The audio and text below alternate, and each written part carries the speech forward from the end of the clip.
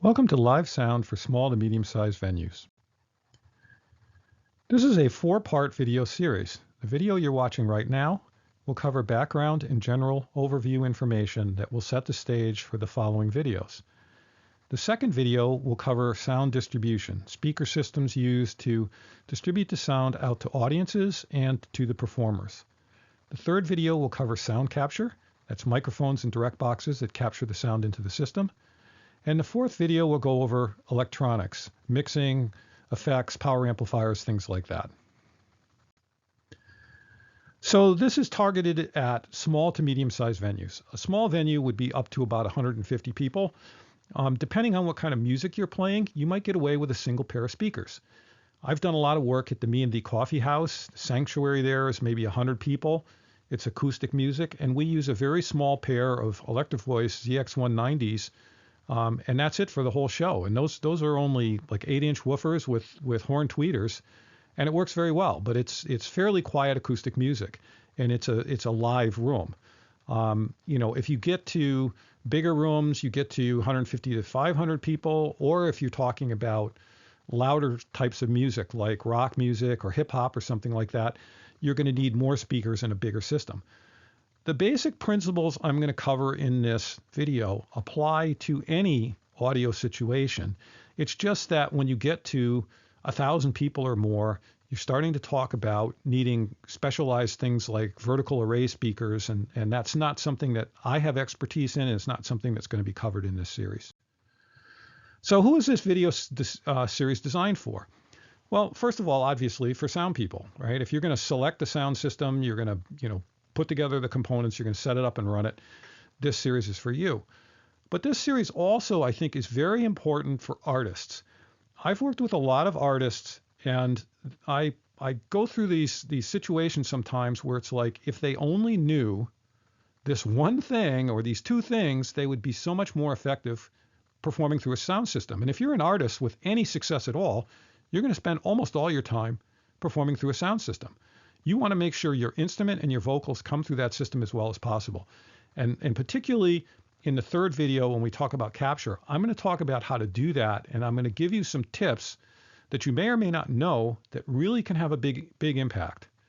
And then finally, if you're a venue owner or you're someone managing a venue, I think this should be a helpful series as well. So, why listen to me? Well, so I started doing live sound in the mid 80s, and I've been doing it either professionally or as a hobby ever since then. I used to do 2 to 4 gigs a week, 48 to 50 weeks a year. So I was doing 125, 150 gigs a year.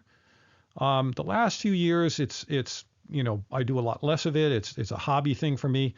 I still am doing a couple stages at the Falcon Ridge Folk Festival. In 2022, I did the Thursday night music stage, and then I did 3 days of the workshop stage for them. I have been one of the sound people to Me&D Coffee House for several years. I've stepped back from that recently, but I did a lot of stuff for them. And I've studied this. Now, I have a degree in physics, and I promise you I'm not going to spend a lot of time on physics stuff in this presentation. I want to make sure it's accessible. There are a few background things we need to talk about, but I'll try to do them in an accessible way. But I have a degree in physics. I worked for 40 years in the computer chip industry. I've had technical organizations working for me. I've done technical work myself.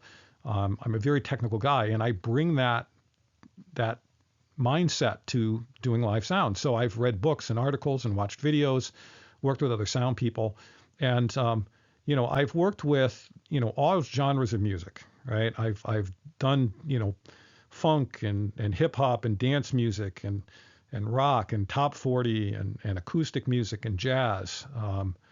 So a lot of different types of music. I've done indoor and outdoor venues. I've done up to 2,500 people on a fairground outside. So I've got a lot of experience in pretty much every different kind of situation. Now, this might seem self-evident, but I think it's important to state this. So the objective of a sound system is to capture the artist's performance and distribute it out to the audience so a larger audience can enjoy the performance. Right? If you have a singer-songwriter, they can play acoustic guitar and they can sing, and a dozen or 2 dozen people can gather around them and enjoy the performance. Okay? But if you're going to have 50 people, 100 people, 500 people, they're going to need a sound system. And your job as a sound person is to capture their performance and distribute it out. You are not the performer, they are the performer. And I think once in a while you get people who lose sight of that. So, it's important. Your job really is to accurately capture what they're doing and distribute it out. I tell artists, I said, look, I can't make you good, I just make you louder. And then the other thing here is, and I think this is underappreciated, is even with a small group, if you're playing acoustic guitar and singing to a dozen people, there still might be a good reason to have a sound system in that situation. Because what can happen is you're strumming and you're singing, and the strumming of the guitar are matched in volume and everything's good. And now you start finger picking. If you don't start singing a lot more quietly, your vocals are going to be too loud relative to the guitar. And that's a skill that takes practice and takes feedback from people in the audience, because as a performer, when you're singing, a lot of what you're hearing, if you're not using monitor speakers in a sound system, a lot of what you're hearing is in your head, the conduction through your bones. You might not really have an accurate picture of what the relative volume of your singing is to the guitar. I did a gig one time. I got kind of browbeaten by the other people I was working with into doing a single mic pickup for the gig. And I'm going to talk about single mic pickup in the third video pretty extensively. And there's strengths and weaknesses to that technique. But I had this guy get up there and he's performing and he strummed a song and sang, and it was very nice and it was balanced and everything was good. And then the next song he starts finger picking and singing, and the singing is completely drowning out the guitar. Can't hear the guitar at all. And I can't fix it because all I got is one mic. If I had the guitar on one channel and the vocals another channel, I could fix that. And the fact is, he as a performer wasn't really picking up on the fact that, he had this volume mismatch between his instrument and his vocals. So if you have a sound person and the sound person is out in the audience hearing what the audience is hearing, and you have everything in separate channels, they can fix that. And also it means as an artist, you don't have to worry about it as much because somebody else is taking care of it for you. So there's 4 elements to a live sound system. The first element is capture. This is the microphones and direct boxes you use to capture the sound into the sound system. Once it's in the sound system, you're going to process it. If you have 20 channels, 30 channels, 50 channels, whatever it is, of different instruments and vocals and everything like that, the mix board has to be used to balance everything out. And you can do equalization and compression and reverb and effects. That's all the processing. Now, the signal that comes in through a microphone or a direct box is a very small signal.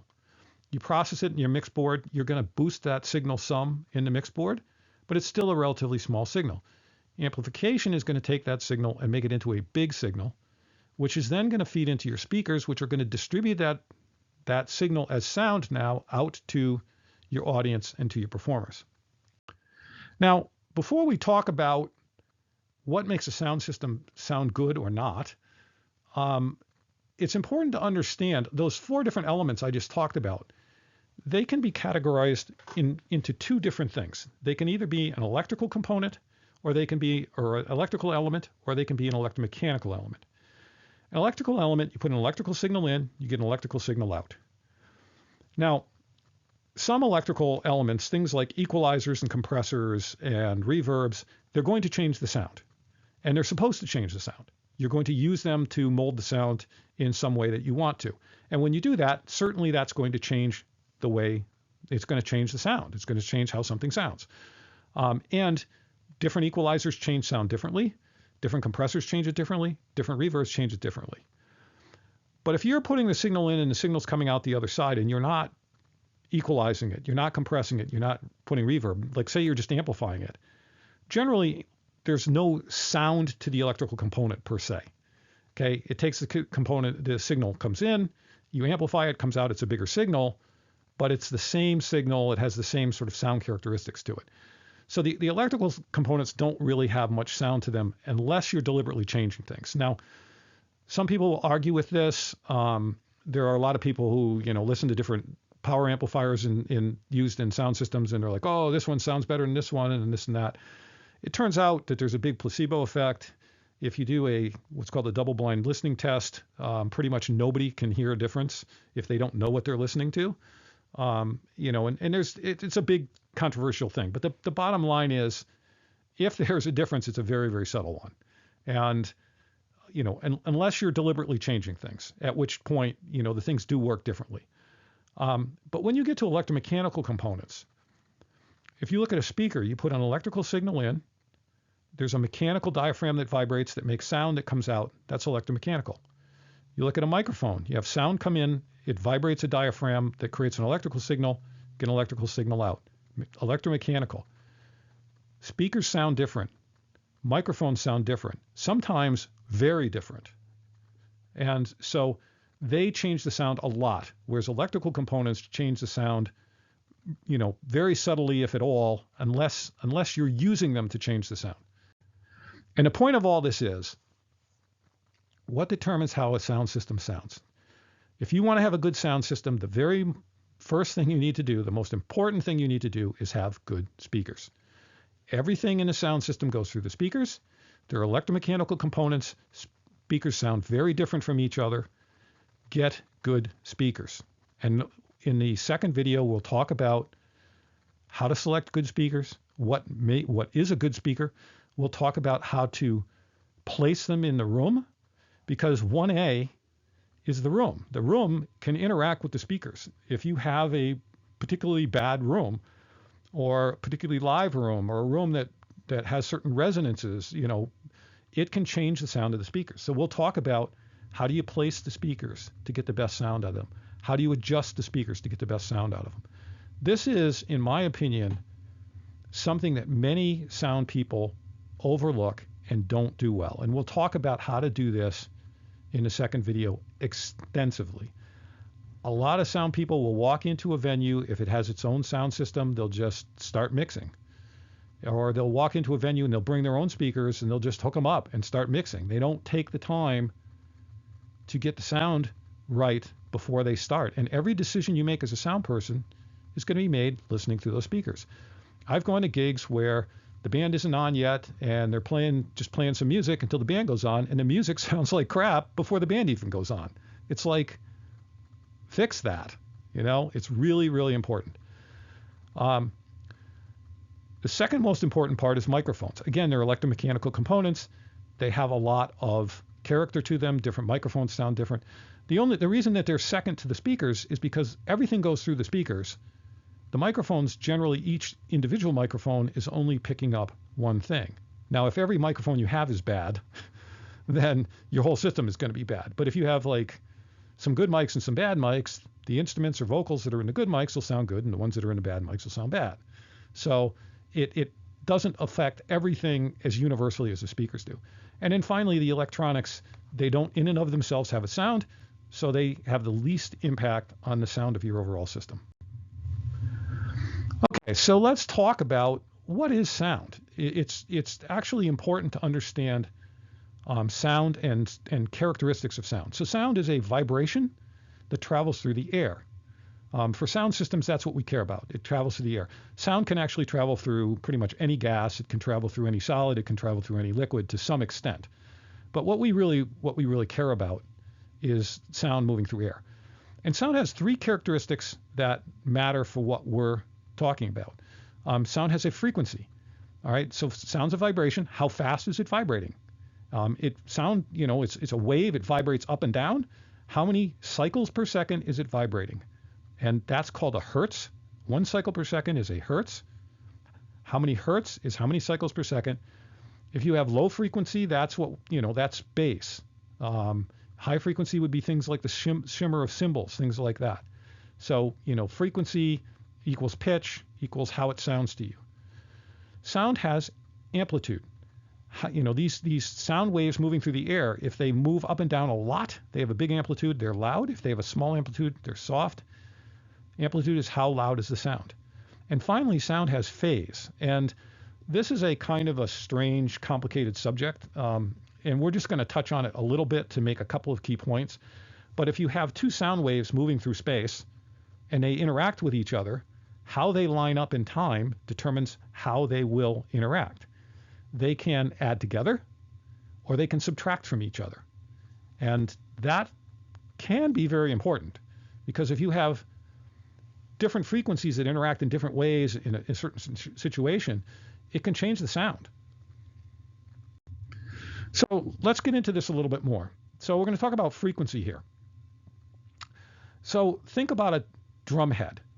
You have this thin membrane that's stretched across a frame. Like a snare drum, you've got this round, maybe wooden shell or metal shell or whatever it is, depending on what snare drum you have. And you have a diaphragm or a membrane stretched over that tightly. You hit it with a drumstick. If we look over here on the right side, okay, the 0 here is the drum head hasn't moved at all. It's stretched over the frame. It's your starting point. And up is the membrane moving up. Down is the membrane moving down. And then going this way, we have time. So you hit it with a drumstick. When you hit it with a drumstick, it deflects down. It snaps back up to 0, and then it actually it goes past the 0 point. It comes back down. That's one cycle. Down, up, back down to 0. That's one cycle. Then it goes down again, up again, down again. 2 cycles, 3 cycles. So this keeps doing this, slowly dying out. So every time you hit the drum head, it goes down, up, down, up, down, up, slowly dampening out. Each time it goes from the neutral position, down, back to neutral, up, back to neutral. That's a cycle. If it goes from neutral up and then down and then back to neutral, that's also a cycle, depending on how this thing goes. And over time, the cycle is dying out because of the drum. The drum has some damping to it. But other things like if this was an electronic keyboard, you press a key. As long as you're pressing the key, you're going to be getting these cycles coming out. Okay, so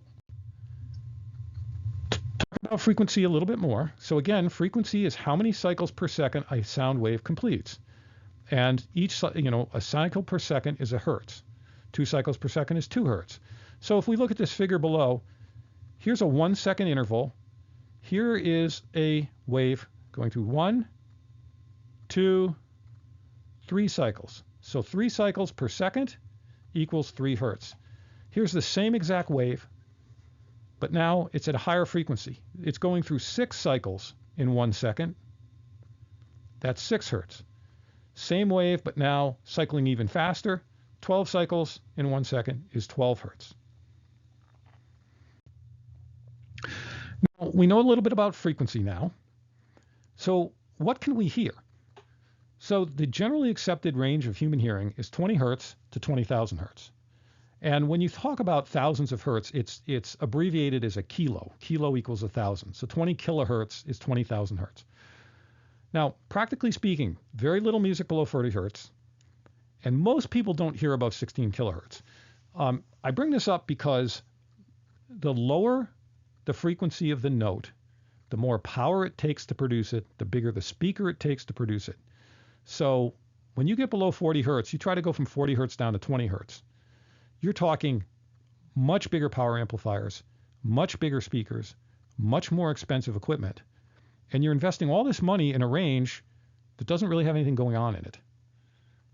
If you have a sound system that produces good sound down to 40 hertz, you can produce pounding bass, you can have a dance club, you can really, really do a good job, as long as you do a good job down to 40 hertz.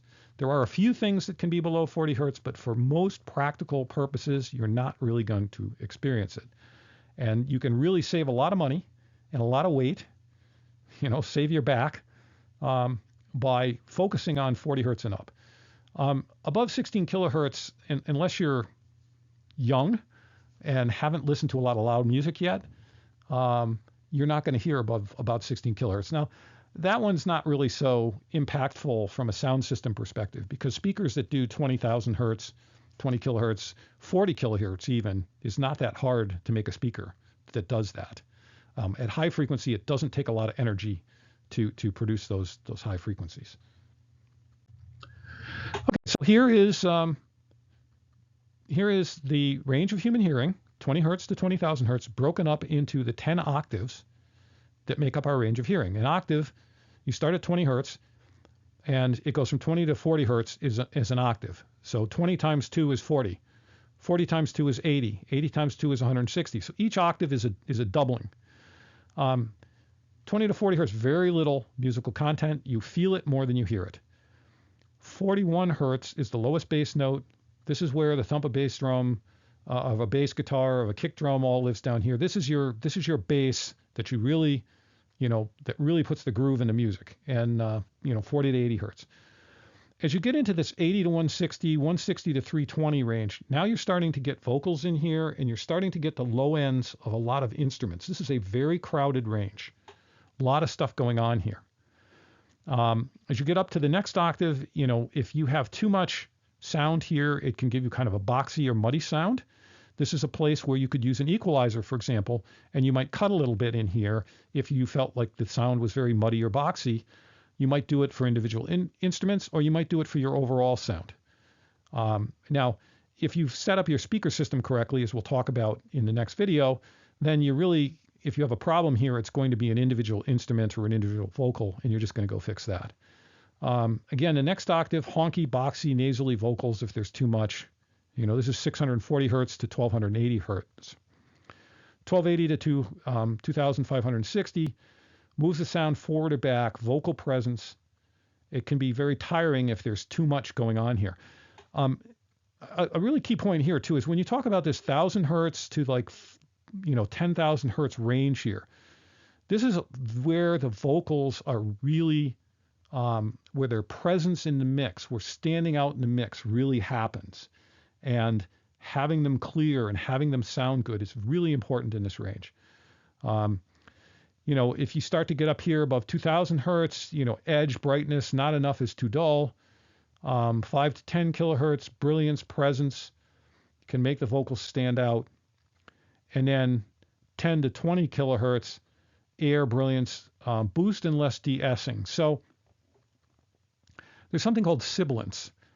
And if I'm sitting here and I'm going sibilance, S sounds, if there's a lot of that, if you're really noticing that, that's usually because you have too much, your system is too live up here in this 5 to 10K, 10 to 20K range. And you can cut that a little bit to cut that out. There's also tools that do it called de-essing tools. You're probably not going to be using those in your live sound system typically. But it is something that you can address with equalization. And so here is instruments and vocals and the range that those individual things cover. So there's the fundamental frequency range, and then there's harmonics, which are or overtones as they're called. And so this shows you for each individual vocal and instrument. Again, kick drum starts at maybe 40 hertz, and it can have some content all the way up to 10,000 hertz, 10 kilohertz, in harmonics. But generally, the kick drum lives in 40 hertz to 630 hertz. Snare drum 100 to 400. Cymbals, started at 315, go up to 1250 hertz. But they have harmonics up to 20 kilohertz, which is why you want your sound system to go to 20 kilohertz. Female voices can actually have harmonics up to 20 kilohertz. Male voices may be more like 10 kilohertz. Some other interesting thing here is vocals, even male vocals, don't really have anything below about 80 hertz. There's a whole thing we'll talk about in the fourth video about high-pass filters. And there's a lot of benefits to high-pass filters if used correctly. And I've had male vocalists say to me, oh, make sure you don't have a high-pass filter on my voice. My voice needs really low end. It's like, your voice doesn't have anything below maybe 75 hertz. It just doesn't, Also, I want to mention here, there is a musical frequency chart with equalization notes. It's available on our website. It does this in more detail, shows you this range in more detail, and it talks about how to equalize each one of these different things. Now, we're going to go through equalization in the fourth video, and that will be a resource for that. But it's also a resource for this. It's a nice chart that you can download, print on a single page of paper, and that's on our website, which is scottenjones.com/production. Is the page where this stuff is hosted. This video that I'm showing you right now is of a presentation. You can download this presentation. You can download this presentation on that same webpage, and there's some other resources that you can download as well. So be sure to check that out. Okay, so we talked about frequency. Now we're going to talk about amplitude. So sound levels or amplitude are measured in decibels. And without getting into the math, decibel is a log scale. And it's comparing sound to some reference level. And the key thing here is if you double the loudness, it's 10 dB. Normally, like if you thought about a linear scale, right? If something was 20 and you wanted to double it, it would be 40. If you wanted to double it again, it would be 80. If you wanted to double again, it would be 160. In a decibel scale, if something is 10 dB and you want to double the loudness, you go to 20. You want to double it again, you go to 30. Double it again, you go to 40. Each 10 dB is a doubling of the sound. Now, on the right side here, you can see a bunch of different things. So, you get down here at like 60 dB, that's a conversation. You get up here, 90 dB is a hairdryer, 100 dB is a helicopter, 130 dB is a jet engine. And here's a really interesting thing. 140 dB is the threshold of pain. You can experience that in the front row of a loud rock concert. And we're going to talk a little bit about safety, sound and hearing safety in a minute. But this gives you an idea of different sounds and how loud things are. Now, something I want to recommend here, and I have no affiliation with them in any way, Audio Tools by Studio 6 Digital. It's an inexpensive app. You can run it on an iPhone, an iPad. I don't know if they have it for, Google phones and things like that. Wouldn't surprise me if they did. Android phones, they probably do. I just haven't checked. But one of the things that it has is it has a decibel meter. So you can use your phone or your iPad to make sure that, you're not too loud when you're mixing. It also has analyzers for doing frequency response, and you can do speaker measurements. It does just a tremendous amount of things. I really highly recommend that, and I'll talk about it some more when I talk about how to set up speaker systems in the next video. Okay, so again, if you plot a simple sound wave, right, here it is oscillating, and how fast it's oscillating here in time, that's the frequency. How far it's oscillating up and down, that's the amplitude. And if you double this amplitude, it's a 10 dB change. So, sound level safety. I can tell you, I'm in my mid 60s. I have a little bit of hearing loss, not very much, but a little bit. I can still mix. If I lose much more, I won't be able to. So this is something, when you get older, trust me, you will appreciate that you were careful with your hearing when you were younger. The other thing too is if you damage your hearing, you're liable to have tinnitus, which is ringing in your ears. Now you may develop ringing in your ears whether you take care of your hearing or not, but the more loud sound you're exposed to, the more likely you are to have tinnitus, which can be very distracting. If it's bad enough, it can be very debilitating. And the thing that's really shocking here, you start to look here over at this table, 85 dB, which, is not really very loud by sound system standards. I can't tell you how many concerts I've been to where I've pulled out my phone and measured levels at 110, 120 dB, even pretty far from the stage. You can only listen to 85 dB for 8 hours before you can potentially start to damage your ears. You get up to 90 dB, it's about 2 hours, and you get up near 100 dB, it's a half an hour. So if you're at a concert for, 3 hours and it's 110 or 120 dB, you're damaging your hearing. And, depending on your particular ears and everything else, it may or may not have a big impact over time. And certainly over time, it's going to build up. And, I strongly recommend get a good pair of earplugs. I go to concerts and, you can go to like a drugstore, like a CVS or something, and buy foam earplugs. You put them in and everything sounds very muffled. They're awful. You're not going to want to go listen to a concert with those in.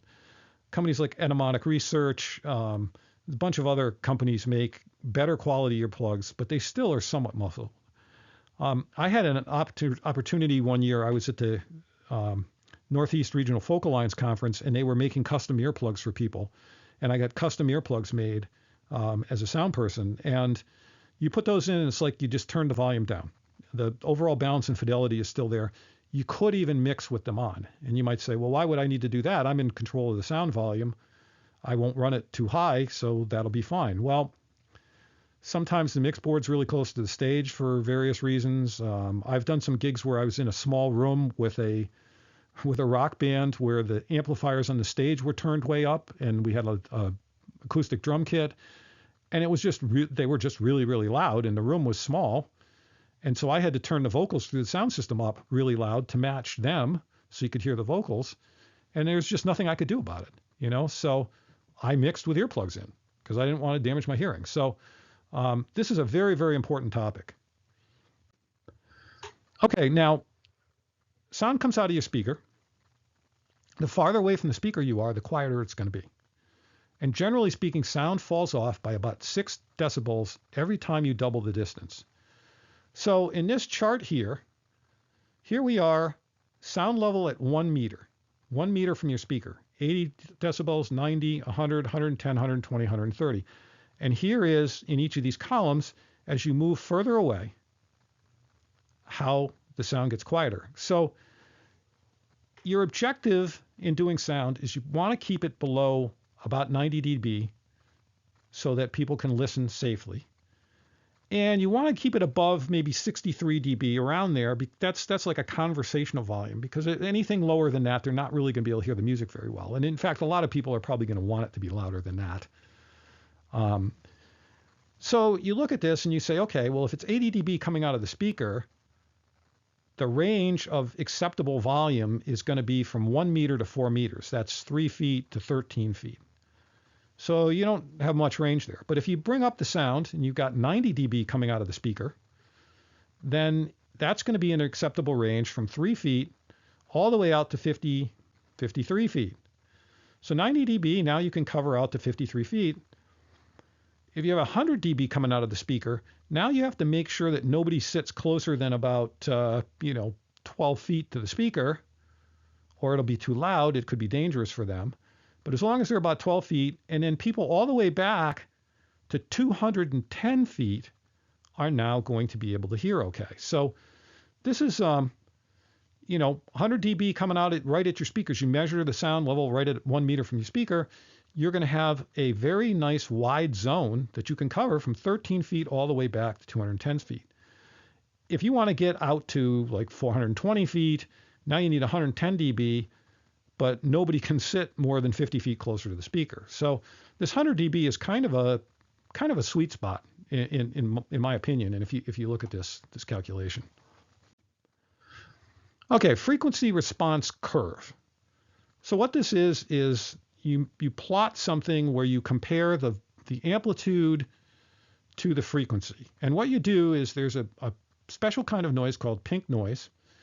And you put pink noise like through a speaker, for example, and it has equal energy in each octave. Or in other words, it's equally loud across the entire frequency space. So from 20 hertz to 20,000 hertz, it's the same volume, that signal.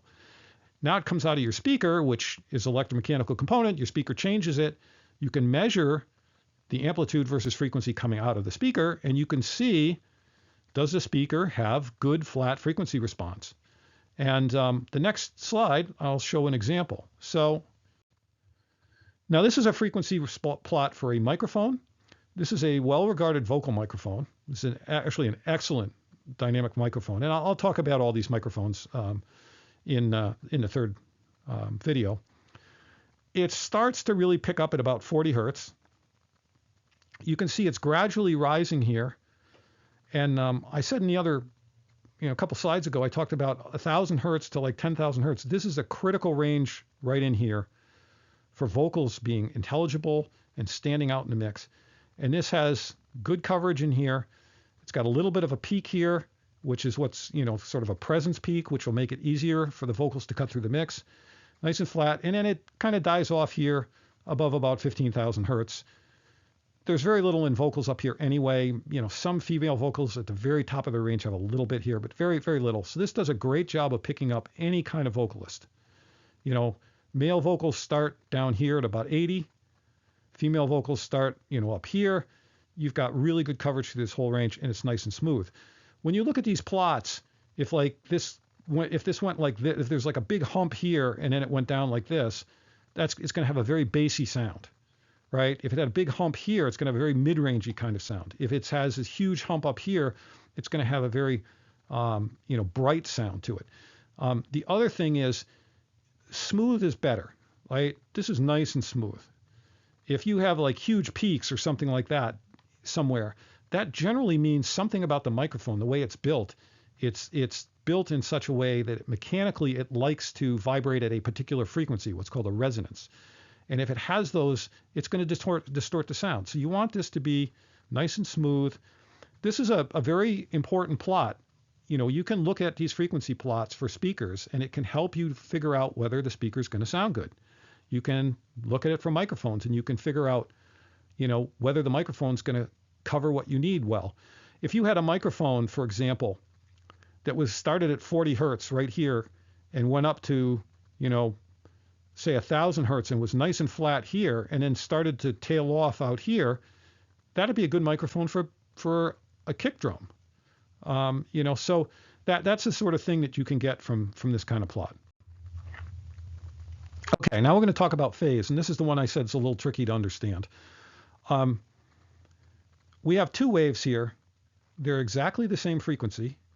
They're moving through space, they're moving through time, and they're perfectly aligned with each other. If they sort of hit each other in space, they will add together and they will increase the amplitude. They will get louder. Okay, so if this is a 80 dB signal and this is an 80 dB signal, they'll react with each other and make a 90 dB signal. They'll double the volume. On the other hand, if you have the same frequency, these are two waves of the same frequency, but they're out of phase with each other. This one's going up and then down. This one's going down and then up. If these interact with each other in space, they will actually completely cancel out. Now, that very rarely happens because it has to be exactly 180 degrees out of phase, has to be exactly the same frequency. But the point here is you can get waves interfering constructively and destructively. This whole thing here, this out of phase cancellation, if you're familiar with the noise canceling headphones, they take a sample of the background noise, they use it out of phase to try to cancel out the background noise so that you only hear the sound they want to come out of the headphones, which is a very complex thing to do and to do very well. But the point of all this is if you have things set up wrong, if you have your microphones, for example, out of phase with each other, or if you have your speakers set up in such a way that you're getting cancellation, you can have, parts of the sound which are accentuated and other parts which are cut back, and it won't sound right. And we'll talk about this with microphones. We'll talk about this with speakers, but I'll give you a very simple example. Think about a snare drum.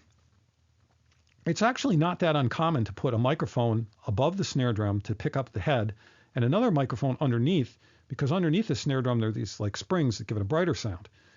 Not that unusual to put one on top and one on the bottom. The problem is, the thing you have to think about is, you hit the drum head with a drumstick, the drum head deflects down, which means it's moving away from the microphone on the top, but it's moving towards the microphone on the bottom. So the microphone on the top is getting a negative signal when the one on the bottom is getting a positive signal. If you sum those two together in your mixer, they can cancel each other out. Now, there's an easy fix for this. In your mixer, it usually has a 180 degree phase button. So you just take the bottom microphone and switch it so that the signal gets changed by 180 degrees, and now the two microphones are in phase. And again, we'll talk about this some more when we talk about microphones.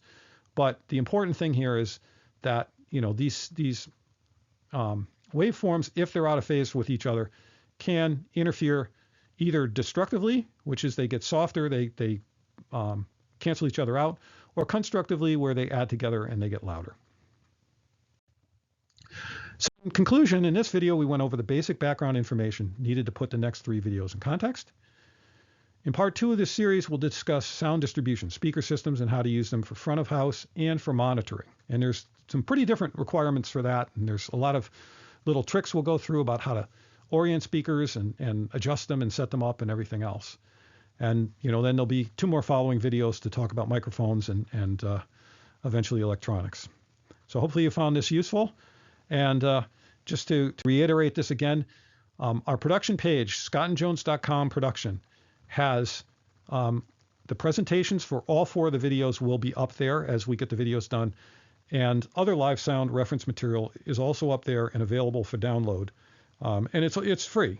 It's all free, so you can just go up there and get all that stuff. So thank you for your attention.